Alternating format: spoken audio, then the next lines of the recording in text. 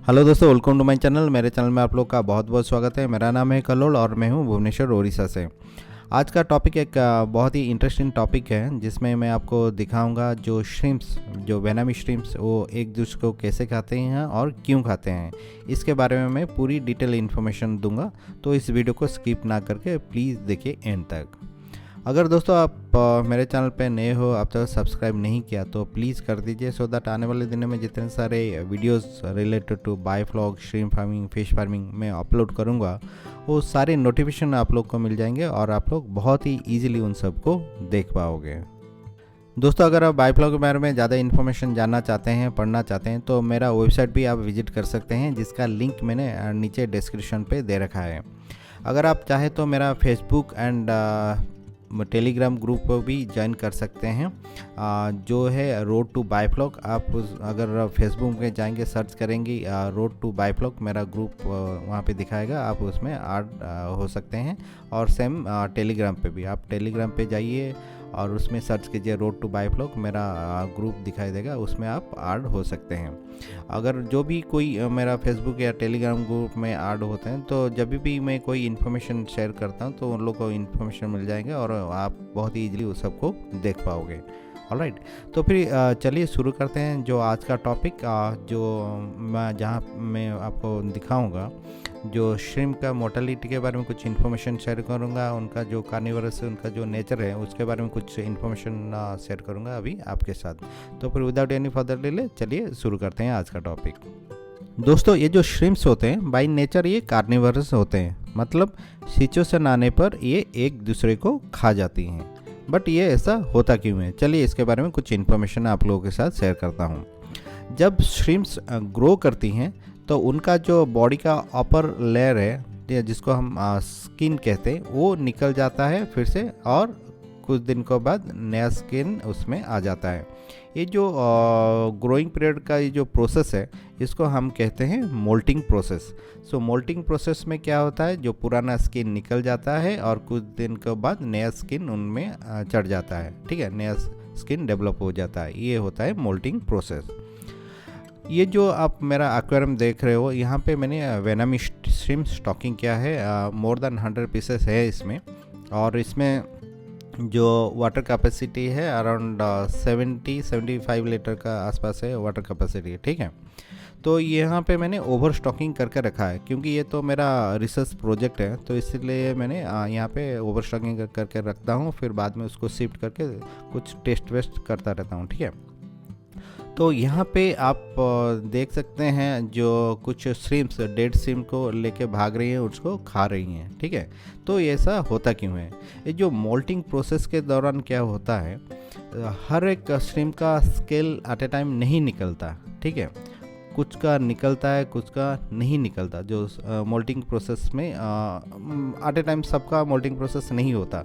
ठीक है, तो उसी टाइम पे क्या होता है, जिसका मोल्टिंग प्रोसेस में जिसका स्किन ऑलरेडी निकल चुका है, तो वो उनका स्किन क्या हो जाता है, अपर का जो बॉडी का जो प्रोटेक्शन लेयर है, जो स्किन है, वो हार्ड होता है यूजुअली। तो वो क्या होता है, वो स्किन नहीं रहता, तो बॉडी क्या होता है, पूरा एक्सपोज हो जाता है, मतलब बॉडी का जो सॉफ्ट स्किन है वो एक्सपोज हो जाता है। तो वो क्या करते हैं, भागती रहती हैं, दूसरे श्रिम्प से बचती रहती हैं। जो उसमें ताकतवर होता है वो श्रिम्प क्या करता है, उसको जाके अटैक करता है। ठीक है, तो उसको ऐसे अटैक करके उसको मार देता है। ठीक, तो क्योंकि ये बाय नेचर ये कार्निवरस होते हैं, मतलब ये एक दूसरे को खा जाती हैं, तो मोल्टिंग प्रोसेस के दौरान बहुत से श्रिम्प्स मर जाती हैं। अगर आप इस एक्वेरियम में देखेंगे, यहाँ पे सफिशेंट खाना पड़ा है, देख सकते हैं यहाँ पे सफिशेंट खाना पड़ा है, बट वो खाना खा नहीं रही है। तो वो जो वीक श्रिम्प्स है, जिसका मोल्टिंग प्रोसेस हो चुका है, उनको अटैक कर रही है, जो श्रिम्प्स जो मोल्टिंग प्रोसेस जिसका नहीं हुआ है। ठीक है, तो इसलिए तो अगर आप बहुत ओवर स्टॉकिंग कर देते हो, तो उसमें क्या होता है, मोल्टिंग प्रोसेस में मोर्टेलिटी का बहुत ही चांसेस रहता है। तो आप यहाँ पे लाइव देख सकते हैं। ठीक है, अगर आप श्रिम्प फार्मिंग करना चाहते हैं यूजिंग बायोफ्लॉक टेक्नोलॉजी, तो पहली बात है आपको बायोफ्लॉक में प्रॉपर नॉलेज रहना चाहिए, फिर आपको श्रिम्प फार्मिंग के बारे में प्रॉपर नॉलेज रहना चाहिए, तभी जाके आप श्रिम्प फार्मिंग कीजिए। क्योंकि ये जो श्रिम्प फिशेस की तरह नहीं है। अगर कुछ भी पानी का पैरामीटर में चेंजेस आते हैं तो immediately with in a day ये सारे मर जाती हैं। ठीक है, फिशेस में आपको थोड़ा टाइम मिलेगा सोचने के लिए, अरे क्या प्रॉब्लम हुआ, ये प्रॉब्लम हुआ, वो प्रॉब्लम हुआ, तो आप किसी को पूछ सकते हो। बट इसमें क्या होता है, ये जो श्रिम्प्स होते हैं ये इमीडिएटली अगर पानी का पैरामीटर कुछ भी चेंजेस होता है इमीडिएटली मर जाती हैं। ठीक है, आपका प्रोजेक्ट पूरा फेल हो जाएगा। तो मेरा जो सजेशन है, आप पहले बायोफ्लॉक में कल्चर लीजिए, फिश का कल्चर लीजिए, बायोफ्लॉक में थोड़ा सा मास्टरी लाइए, उसमें थोड़ा पकड़ बढ़ाइए, उसमें बायोफ्लॉक का प्रॉपर नॉलेज लीजिए। फिर श्रिम्प के बारे में आप जितने ज़्यादा इन्फॉर्मेशन हो सकता है उतना ही ज़्यादा इन्फॉर्मेशन लीजिए, फिर जाके आप उसको कल्चर कीजिए, तभी जाके आप सक्सेसफुल हो पाओगे। ये जो श्रिम्प्स हैं ये 90 टू लेके 120 डेज़ का कल्चर है, मतलब 3 to 4 मंथ का कल्चर है, और इसमें हर दिन एक चैलेंजिंग डे होता है। ठीक है, अगर ये आप लार्ज स्केल में करना चाहते हैं, ओपन पॉन्ड में हो गया या बाहर more than 1 lakh 2 lakh 3 lakh 5 lakh litre ऐसा बड़े बड़े टैंक में अगर आप करना चाहते हैं तो आपको इसके बारे में पूरी जानकारी होना चाहिए, क्योंकि ये इतना बड़ा आपने प्रोजेक्ट लगा लिया और इसके बारे में आपका ज़्यादा इन्फॉर्मेशन नहीं है आपके पास, तो क्या होगा आपका प्रोजेक्ट कम्प्लीटली फेल हो जाएगा। मेरे पास है, मैं हूँ जो प्लेस में भुवनेश्वर से, यहाँ पे है 3-4 ऐसे प्रोजेक्ट हैं मेरे घर के आसपास जिनका प्रोजेक्ट ऑलरेडी फेल हो चुका है। एक बंदे ने, उन्होंने लगा था 8 लाख लीटर में उन्होंने ट्राई किया था, सारे के सारे प्रोजेक्ट फेल हो गए एक ही हफ्ते में। ठीक है, तो ये आपको मौका नहीं देगा कि 2-3 दिन में आपको प्रॉब्लम पता चलेगा। ये सारे के सारे एक ही दिन में या 2 दिन में ये मर जाती हैं। ठीक है, और आपको पता भी नहीं चलेगा क्यों मरी हैं।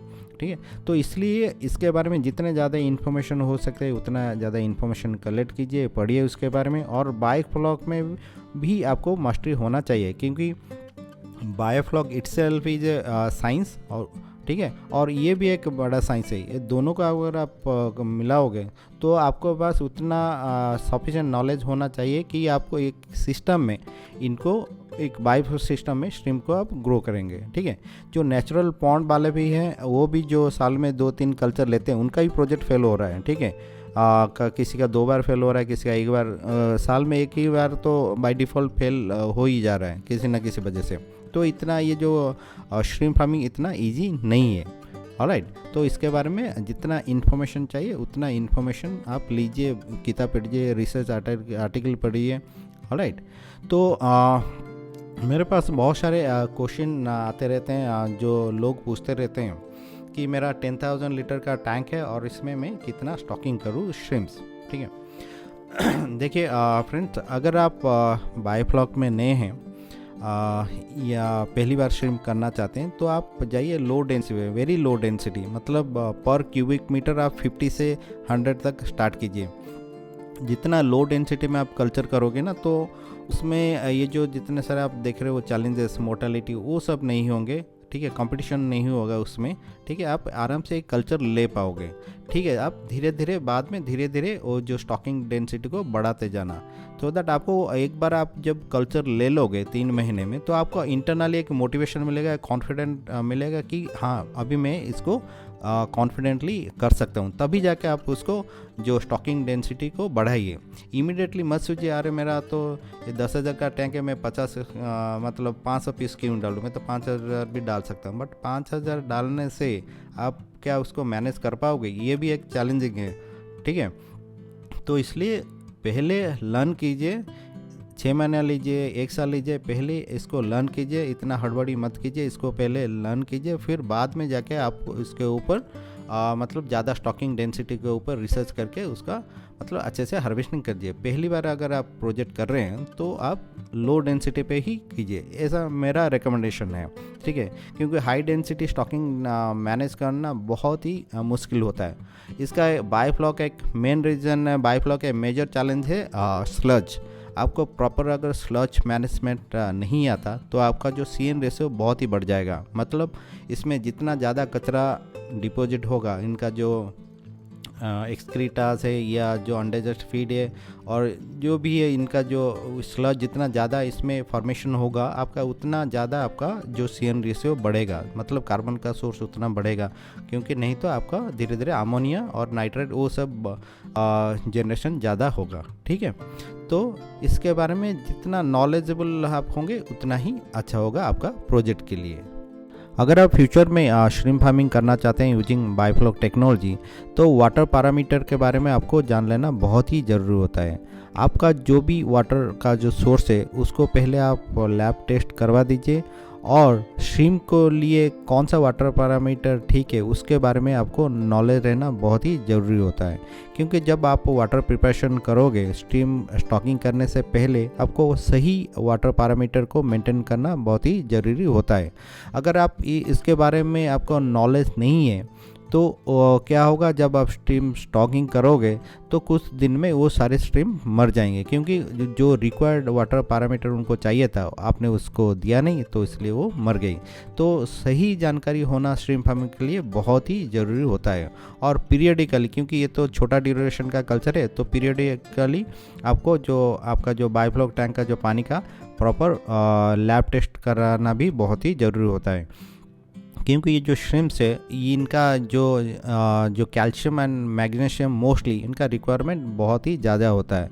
ठीक है, इसमें other than calcium magnesium other minerals का भी बहुत ज़रूरी होता है, तो मैंने ये बेस का बताया। ठीक है, तो इसलिए आपको जब भी श्रिम्प फार्मिंग करो तो वाटर पैरामीटर के बारे में आपको जान लेना और इनके श्रिम्प के बारे में आपको जान लेना बहुत ही ज़रूरी होता है कल्चर करने से पहले, सो दैट आपको क्या होगा, जो प्रोजेक्ट आप श्रिम्प फार्मिंग जब भी श्रिम्प फार्मिंग आप प्रोजेक्ट करोगे तो आपका प्रोजेक्ट सक्सेसफुल होगा। दोस्तों, ये था छोटी सी एक जानकारी वेनामी श्रिम्प के बारे में। ठीक है, अगर ये वीडियो आपको पसंद आता है प्लीज़ इसको लाइक कीजिए, शेयर कीजिए, और अगर आप मेरे चैनल में पहली बार आए हो तो प्लीज़ इसको सब्सक्राइब करना मत भूलिए। दोस्तों, आज के लिए बस इतना ही, मिलता हूँ जल्दी कुछ नया इन्फॉर्मेशन के साथ, कुछ नया टॉपिक के साथ। तब तक bye bye, take care and have a good day. Thank you so much.